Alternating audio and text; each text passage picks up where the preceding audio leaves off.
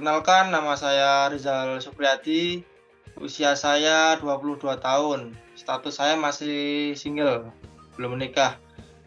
Jabatan saya adalah Field Operator di vaksinasi Plan. Saya tinggal di OP, Perumahan Bougainville, Blok D nomor 20. Untuk sehari-hari ke kantor, saya menaiki sepeda motor. Nama saya Pamela Sari, usia 32 tahun. Saya sebagai HSE Officer di PT Pertasan Tanggas Kilang Ekstraksi Provinsi. Kendaraan yang digunakan tiap hari menggunakan mobil atau motor pribadi.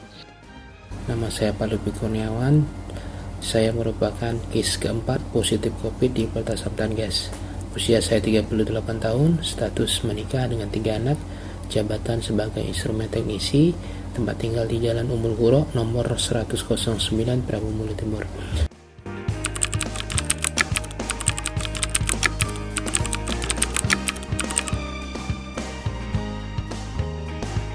Gejala awal saya terkena COVID-19 terjadi pada saat malam ketiga. Saya shift malam ketiga dan 4.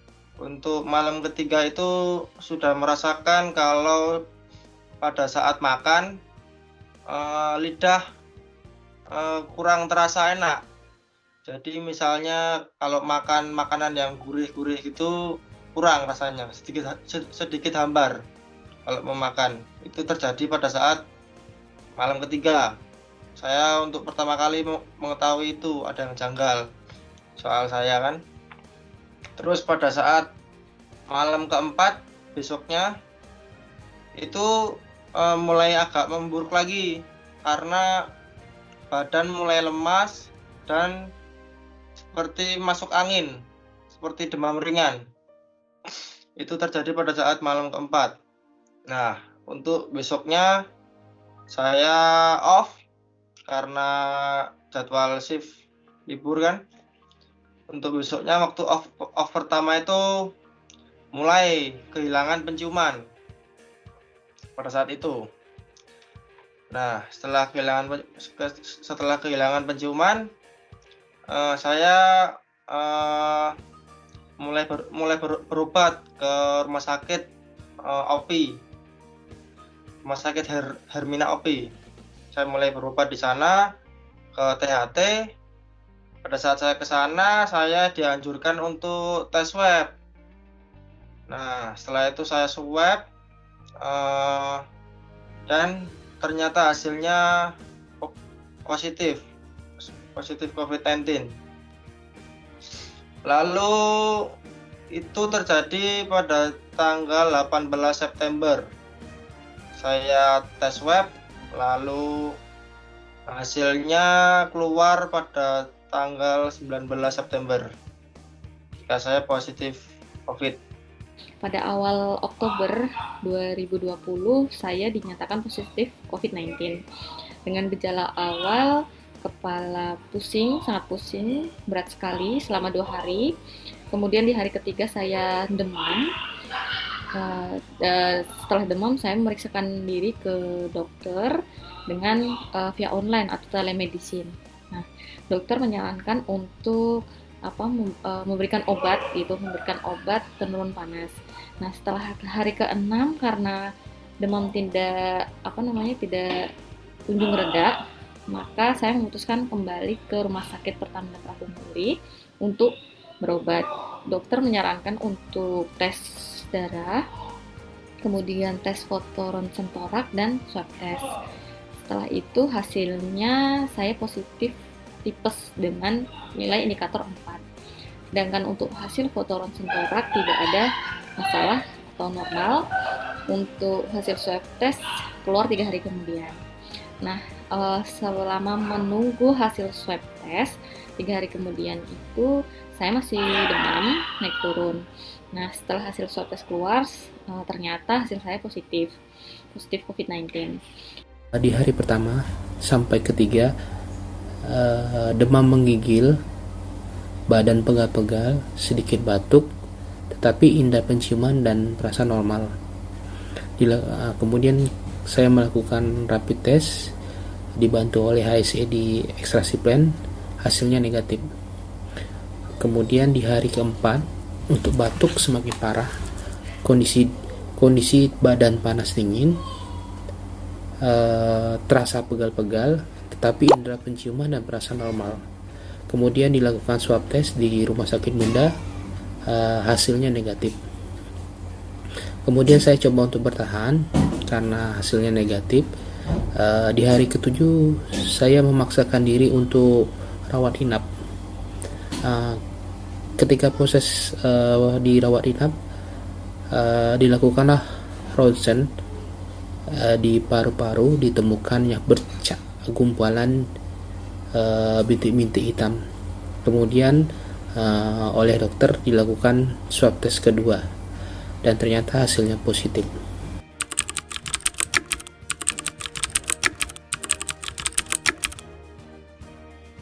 Ketika di sana di rumah sakit Siloam, pagi-pagi itu biasanya kita berjemur 1-2 jam lah.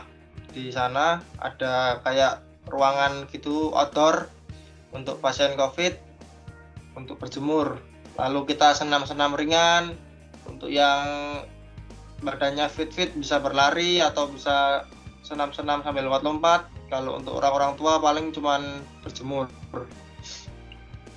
Lalu setelah itu seperti biasa kembali lagi ke ruangan isolasi setelah berjemur. Biasa mandi lah atau apa, terus makan makanan yang bergizi seperti buah-buahan, terus vitamin-vitamin, obat-obatan dari rumah sakit itu. Lalu ketika saya menjalani masa isolasi kurang lebih 2 minggu, mungkin agak jenuh kalau kita di situ terus kan selama 2 minggu. Mungkin untuk menghibur diri biasanya seperti main game atau bernyanyi atau video call dengan teman-teman biar nggak jenuh, seperti itu Pak. Jadi pintar-pintar untuk menghibur diri lah kalau pada saat masa isolasi. Pasti jenuh sekali karena 2 minggu harus di situ terus kan. Jadi terus setelah menjalani masa isolasi kurang lebih 2 minggu, lalu saya menjalani tes swab itu bisa 3 kali. Untuk swab yang pertama masih positif, swab yang kedua masih positif, lalu swab yang terakhir yang ketiga itu pas di 2 minggu saya dinyatakan negatif. Nah, kemudian saya langsung dirawat di rumah sakit Pertamina Prabu Muli selama 10 hari. Di sana keluhannya adalah hari itu tidak bisa nafsu makan berkurang, kemudian tidak bisa tidur dan mulai batuk-batuk. Jadi ketika narik nafas dalam itu seperti ada yang mampet gitu. Jadi akhirnya pengennya batuk-batuk gitu. Nah, selama di sana perawatan yang dilakukan adalah dokter memberikan antibiotik, kemudian antivirus, vitamin dosis tinggi, dan obat-obat lainnya. Di sana disarankan setiap pagi jam 8 sampai jam 10 berjemur. Kalau sore ada matahari diharuskan juga untuk berjemur jam 4 sampai jam 5 sore. Di sana di rumah sakit Pertamina juga diwajibkan ikut senam bersama teman-teman penderita COVID-19 yang lainnya begitu. Nah, setelah 10 hari saya dinyatakan negatif swab test gitu, dan hasilnya negatif, maka saya melakukan isolasi mandiri di rumah selama 10 hari. Nah, selama isolasi mandiri itu diwajibkan menggunakan masker.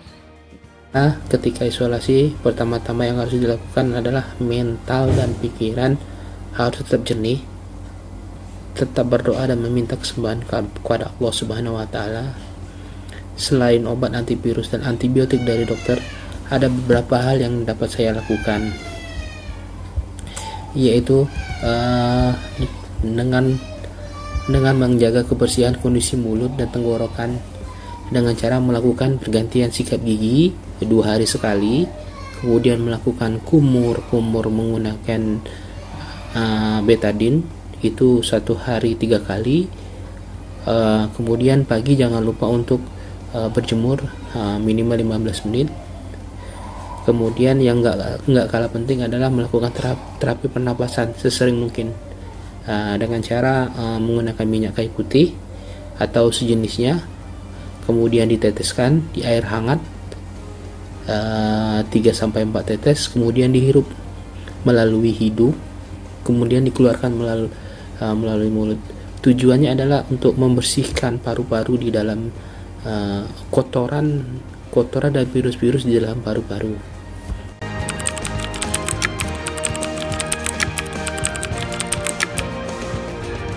Saran saya untuk teman-teman yang sekarang terkena COVID,